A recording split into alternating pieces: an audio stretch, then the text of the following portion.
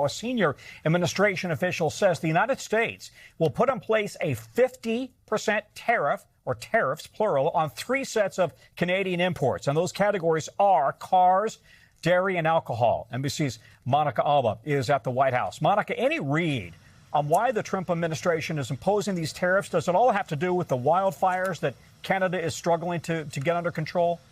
These specific ones that you just mentioned, Tom, are not actually related to the wildfires and the controversy of that air, of course, that came over much of the United States and still is in some parts. President Trump obviously expressed his displeasure with that and said that it was possible that they were going to review and consider additional tariffs on Canada as a result of that. But senior administration officials were asked today if these new tariffs that they are unrolling, these new proclamations, are as a result of that, and they said no, but that the president is still considering additional actions. Typically, when you have something like this, these specific tariffs that you just talked about on vehicles, dairy, and alcohol, this would have had to have been in the works for some time, predating the wildfires. We know that the trade relationship has been a bit rocky with Canada, and so they were looking at all of those different things. But what's interesting, Tom, is that yesterday President Trump was actually with Prime Minister Mark Carney at the World Cup final, since Canada, Mexico, and the U.S. were co-hosts of the 6-week tournament. And so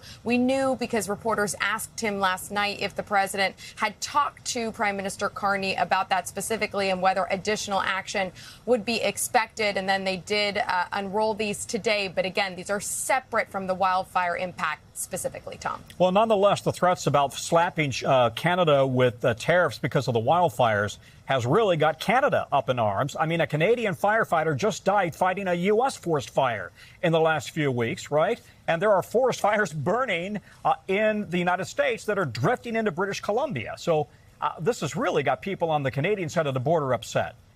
Certainly, and maybe that was part of the conversation yesterday. The White House did not disclose exactly what they talked about, Tom, but it is still a very active issue.